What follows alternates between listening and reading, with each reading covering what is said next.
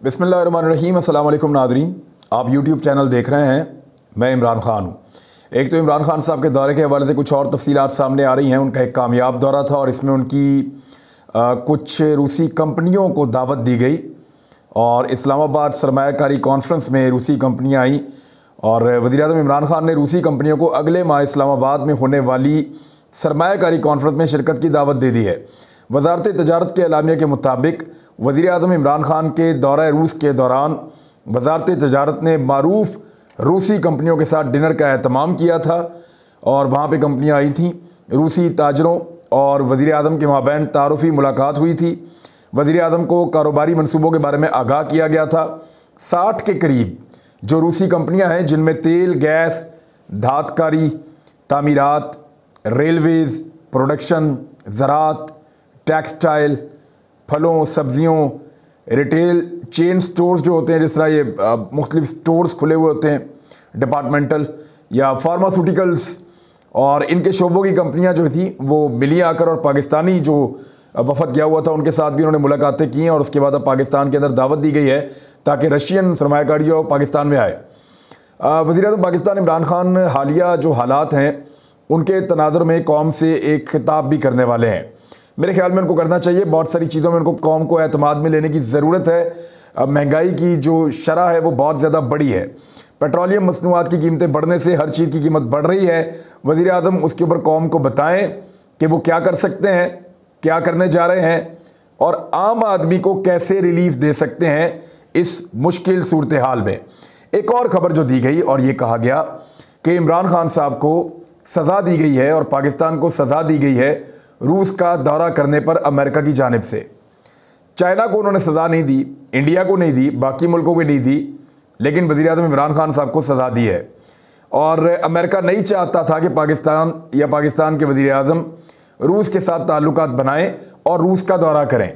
अब अमेरिकन ख्वाहिश की खिलाफ वर्जी पाकिस्तान ने की है तो उसके बाद अमेरिका के फेडरल रिज़र्व बोर्ड और New York state department of financial services उनकी जानिब से नेशनल बैंक ऑफ पाकिस्तान पर मनी लॉन्ड्रिंग की रोकथाम में नाकामी का इल्ज़ाम आयद करते हुए 55 मिलियन अमरीकी डॉलर्स का जुर्माना लगा दिया गया है। अब पाकिस्तानी जो मईशत के माहिर हैं उनका ये मानना है कि ये इक़दाम वज़ीर-ए-आज़म के दौरा रूस के पस मंज़र में लिया गया है, यानी कोई इसकी वजह नहीं बनती थी। अब जितने भी माहिरीन हैं PMLN के या PMLN के अरकान असम्बली हैं या उनके सहाफ़ी हैं, वो सारे लोग ये कह रहे हैं कि इमरान ख़ान साहब ने दौरा रूस में पाकिस्तान की कमर तोड़वा दी है, मगरिब और अमेरिका को शदीद नाराज़ कर दिया है और ये बहुत गलत किया है। वो बैलेंस कायम नहीं कर पा रहे ख़ारजी ताल्लुकात में और बैलेंस कायम ना करने की वजह से अमेरिका नाराज़ है और उसकी नाराज़गी ज़ाहिर होती है इस जुर्माने की सूरत में जो उन्होंने पाकिस्तान के नेशनल बैंक पे आयद कर दिया है, नेशनल बैंक ऑफ पाकिस्तान पे। और आयद इसलिए किया है कि मनी लॉन्ड्रिंग नहीं रुक पा रही। अब ये एक दूसरा इल्ज़ाम ये लगा रहे हैं कि इमरान ख़ान साहब आप तो मनी लॉन्ड्रिंग रोकने आए थे, आप तो मनी लॉन्ड्रिंग के सबसे बड़े दुश्मन थे। आपके दौर में मनी लॉन्ड्रिंग के ऊपर अमरीकी हुकूमत ने पाकिस्तान के ऊपर या पाकिस्तान के नेशनल बैंक के ऊपर जुर्माना कर दिया है, तो मनी लॉन्ड्रिंग तो आप करते हैं। ये इल्ज़ाम लगाया गया इमरान ख़ान साहब की हुकूमत पे। तो अब मैं आपको बताता हूँ कि ये केस कब का है। पोल खोलते हैं ना, तफसीलात आपके सामने लेकर आते हैं, आपको बताते हैं ये केस कब का है, ये मनी लॉन्ड्रिंग कब हुई थी और सज़ा अब क्यों मिली है। इसके ऊपर ज़रा गौर कीजिए। ये जो केस है ये 2016 का है, ये अब का नहीं है। यानी अमेरिका बहुत सारी पाबंदियाँ लगवा रहा है, रूस के ऊपर भी लगा रहा है, यूरोप से भी लगवा रहा है, तो पाकिस्तान के ऊपर ये एक जुर्माना हुआ है और ये केस 2016 का है जिस पर इतने सालों में कोई कदम नहीं उठाया गया। नवाज शरीफ साहब के दौर का केस है। मनी लॉन्ड्रिंग के जो शहंशाह हैं वो शरीफ ख़ानदान है, उनके दौर का केस है और ये खबर साफ बता रही है कि 2016 में ये केस था, इसके ऊपर तब कोई कदम नहीं उठाया गया। अब अचानक हो गया है, यानी अमेरिका एकदम जागा और रातों रात 24 फरवरी को अमेरिका के मुख्तलिफ सरकारी इदारों ने नेशनल बैंक ऑफ पाकिस्तान पर मनी लॉन्ड्रिंग की रोकथाम में नाकामी का इल्ज़ाम आयद करते हुए, डिफरेंट इदारे एकदम ही उन्होंने इल्ज़ाम आयद किया और 55 मिलियन अमरीकी डॉलर का जुर्माना कर दिया। अब एक जो अमेरिका के फेडरल रिजर्व बोर्ड ने $20 मिलियन अमेरिकी डॉलर का जुर्माना किया, जबकि New York state department of financial services ने $35 मिलियन अमेरिकी डॉलर का जुर्माना आयद किया।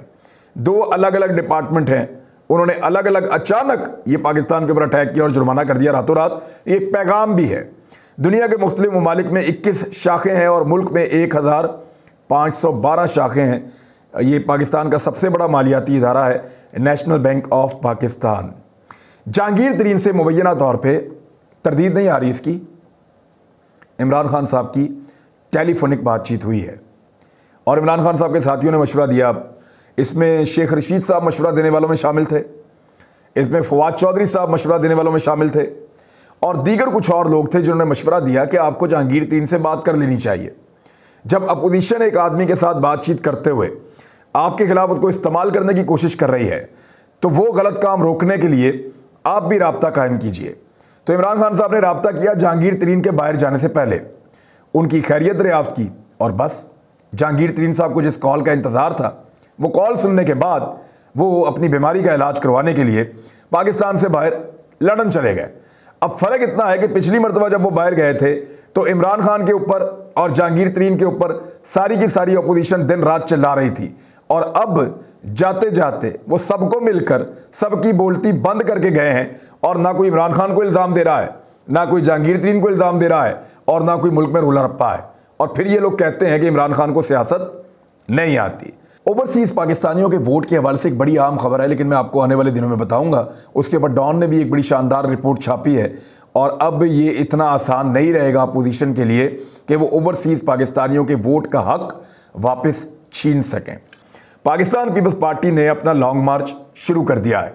पीपल्स पार्टी के मुतालबात सिर्फ आपको इस वीलॉग में सुनाऊंगा, आपने मुतालबात सुनने और इन्जॉय करना है कि पीपल्स पार्टी के मुतालबात हैं क्या जिनके लिए उन्होंने लॉन्ग मार्च शुरू किया है।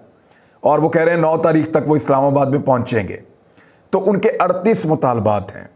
मुतालबात सुनते जाएं, आप बहुत इंजॉय करेंगे। पहला मुतालबा, हुकूमत हर सतह पर ईमानदाराना और आज़ादाना इंतखाबात करवाए, यानी हुकूमत की हर सतह पर ईमानदाराना और आज़ादाना इंतखाबात करवाए जाएं।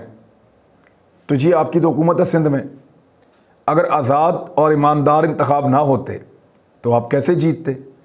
अभी कराची में आपने एक इलेक्शन जीता, आप कह रहे थे बहुत अच्छा इलेक्शन हुआ है। आप जो बल्दियाती इंतखाबात करवाने जा रहे हैं क्या वो आज़ादाना और मुनसिफाना है? वहाँ सवालात खड़े किए हैं सब ने। तो पहले सवाल का तो जवाब ये हो गया।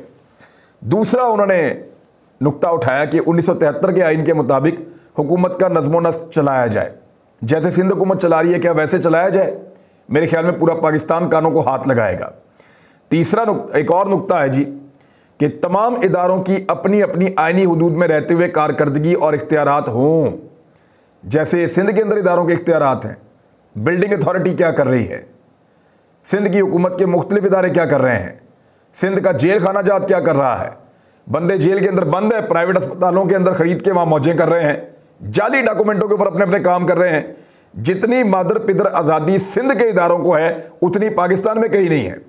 महकमा तालीम ने 18,000 रुपये का एक बेंच खरीद लिया, हज़ारों की तादाद में, अरबों रुपए का फ्रॉड कर दिया। यानी हर जगह के ऊपर फ्रॉड है सिंध के अंदर। तो अपनी आइनी हुदूद में अगर कोई इदारे काम नहीं कर रहे सबसे ज़्यादा तो वो सिंध में है। एक और नुक्ता, पार्लियामेंट और कमेटी सिस्टम के इस्तेहकाम और पायदारी की जाए। कैसे करें? सिंध के अंदर ये वाहिद पाकिस्तान का सूबा है जहाँ पे पाकिस्तान पीपल्स पार्टी की हुकूमत ने पब्लिक अकाउंट कमेटी का चेयरमैन अपोजिशन लीडर को नहीं बनाया। हालांकि ये उसूल तयशुदा है, तमाम जगहों के ऊपर वफाक में और सूबों में पब्लिक अकाउंट कमेटी की चेयरमैनशिप अपोजिशन लीडर के पास होती है। तो पार्लिमानी रवायत तो यही है, वहाँ पे पीपल्स पार्टी ने सिंध में ये हक किसी को नहीं दिया। तो अगर कोई नहीं कर रहा पूरे पाकिस्तान में तो सिर्फ और सिर्फ पीपल्स पार्टी नहीं कर रही। अगला नुक्ता, आला अदलिया के जजों की तकर्री के सिलसिले में पार्लिमानी कमेटी के 1973 के आइन में दिए गए किरदार का असर नौ तयन किया जाए। ठीक है, बैठिए, बैठ के करें। जब इमरान खान साहब करने लगते हैं कोई चीज़ तो आप कहते हैं ये ख़राब कर रहे हैं। बैठिए, कानून साजी कीजिए, वो तो आपको बुला रहे हैं आवाज़ें दे देकर। आज़ाद इलेक्शन कमीशन ऑफ पाकिस्तान कायम किया जाए, यानी ये बात तस्लीम कर रही है सिंध हुकूमत भी, जो PTI भी कहती है कि इलेक्शन कमीशन ऑफ पाकिस्तान आज़ादी से काम नहीं कर रहा और दुरुस्त काम नहीं कर रहा। अगला मुतालबा, कानून की हुक्मरानी को यकीनी बनाया जाए जैसा कि सिंध में है। यानी जितनी चोरी, डकैती, लूटमार, भत्ताखोरी जितना 2 नंबरी सिंध में हो रही है उतनी पाकिस्तान में कहीं नहीं हो रही। फिर अगला नुक्ता उनका है, एक आज़ाद और काबिल एहतसाब अदलिया को मुमकिन बनाया जाए। बहुत अच्छा नुक्ता है। मुमकिन कैसे बनाए? आज़ाद अदलिया के ऊपर आप प्रेशर तो डाल नहीं सकते, तो बैठिए, बैठ के पार्लियामेंट में आइए, कानून साजी कीजिए। आप अपने दौर में नहीं कर पाए, PMLN अपने दौर में नहीं कर पाई, PTI आपको आवाज़ें देती है, आओ बैठो, आप आते ही नहीं। अगला नुक्ता यह है कि मुल्क भर के तमाम मजदूरों को सिंध की तर्ज पर यूनियन साजी का हक दिया जाए। बिल्कुल ये हक देना चाहिए। एक और नुक्ता है जी इनका, आज़ादी इजहार राय के हक को यकीनी बनाया जाए। जैसे सिंध में है, यानी बिलावल भुट्टो जरदारी साहब कहते हैं भौंकने वाले, यानी अजीज मेमन जब इस हक को इस्तेमाल करता है तो उसको गोलियां मार दी जाती हैं। यानी थोड़ा अर्सा पहले एक और आपके MNA के खिलाफ ये खबर देता है एक सहाफ़ी के जनाब ये इल्लीगल अरबों को शिकार खिला रहा है, तो उसको कत्ल कर दिया जाता है। तो इस तरह का अगर आप चाहते हैं कि आज़ादी इजहार राय पूरे पाकिस्तान में हो तो फिर माफ़ कर दें आप हम सबको। अगली जो इनका एक और मुतालबा है वो ये है कि प्रिंट और इलेक्ट्रॉनिक मीडिया में बाज़ाब्ता और गैर एलानिया दोनों किस्म की सेंसरशिप का खात्मा किया जाए। यानी अभी अगर कोई रिपोर्ट कर देना अजीज़ मेमन की तरह कि सिंध के अंदर ये लॉन्ग मार्च कैसे हो रहा है और किस तरह इसको रिपोर्ट किया जा रहा है, तो उस सहाफ़ी के दुश्मन बन जाएंगे। किस तरीके से इसको मैनेज किया जा रहा है, तस्वीरें देखें आप, ये पुलिस की गाड़ियां देख रहे हैं आप, इनके अंदर सिंध हुकूमत के झंडे जा रहे हैं, इनके पीपल्स पार्टी के, पुलिस की गाड़ियां, सरकारी गाड़ियां, वो जो कारपोरेशन का अमला, वो जितने महके हैं, पटवार खाना, सारे के सारे इस काम पे लगे हुए हैं। सरकारी अफसरान को कहा गया आपने इतने इतने बंदे लेकर आने, वो बेचारे लेकर अपने अपने 20-20, 25-25 बंदे गिनवा के वो अपने अपने ऑफिसर को बता रहे हैं जनाब ये हमारे बंदे आ गए हैं। लोगों को खरीद के लाकर जलसे भरने की कोशिश की जा रही है। अगला है कि मीडिया कमीशन की रिपोर्ट की सिफारिशात के मुताबिक पैमरा की आज़ादी के लिए नई कानून साजी की जाए। जब हुकूमत करती है तो सबसे पहले यही बोलते हैं। एक और नुक्ता है कि तमाम ज़रूरतमंदों और ख़वातीन के लिए बेनज़ीर इनकम सपोर्ट प्रोग्राम की तौसी और इसलाह की जाए। इसलाह की तो ज़रूरत है क्योंकि आपके दौर में 8000 ऐसे बंदे ये फ़ंड लेते रहे हैं जो बैरून मुल्क भी जाते रहे हैं, सरकारी नौकरियों के ऊपर भी थे, यानी ठीक ठाक पैसे वाले थे, लेकिन उनके घरों में भी ये फंड जा रहा था। ये आपके दौर का कमाल था। अगला नुक्ता कहते हैं जी ख़वातीन के खिलाफ तशद्दुद, घरेलू तशद्दुद, तेज़ाब के हमलों और जिनसी तौर पर हरासा करने के कवानीन पर लाजमी अमल दरामद को यकीनी बनाया जाए। सूबाई सब्जेक्ट है, इमरान खान का इससे कोई लेना देना नहीं है। जाइए अपने सूबे में करके दिखाइए और बाकियों के लिए मिसाल बनाइए। तमाम पब्लिक मकामात, पब्लिक ट्रांसपोर्ट और पब्लिक सहूलियात के मकामात पर ख़वातीन, बच्चों और खसूसी अक़लियतों के अफराद का बासहूलत दाखिला यकीनी बनाया जाए। आपके पास तो ट्रांसपोर्ट ही नहीं है तो दाखिला कैसे यकीनी बनाएंगे? आज तक 13 साल हो गए सिंध में हुकूमत का पीपल्स पार्टी एक बस नहीं दे सके सिंध के अंदर, एक बस नहीं, एक ट्रांसपोर्ट नहीं दे सके। उसके अंदर दाखिला कैसे होगा? ट्रांसपोर्ट होगी तो दाखिला होगा ना, बाइज्जत दाखिला। भाई ट्रांसपोर्ट तो ले आओ पहले, फिर बाइज्जत दाखिला। अजीब अजीब मुतालबात हैं, आपको बड़ा मजा आएगा। एक और मुतालबा कर रहे हैं जी कि 16 साल की उम्र तक के बच्चों को आइन में दी गई शिक के मुताबिक लाजमी तालीम एक मुकर्ररा मुद्दत के अंदर अंदर यकीनी बनाया जाए। सबसे जो अब सिर्फ चेक कर लें डाटा जाके कि सिंध के अंदर शरह ख्वानदगी क्या है और बाकी सूबों में क्या है, और सिंध के अंदर नकल कैसे होती है और बाकी सूबों में कैसे होती है। अच्छा, अगला नुकता इन्होंने जो एक और चीज़ कही है कि सरकारी अस्पतालों में और जो इलाज का एक नेटवर्क है उसको बेहतर बनाया जाए, जैसा सिंध में है अगर वैसा किया जाए तो फिर शायद ये लोग ज़्यादा खुश होंगे।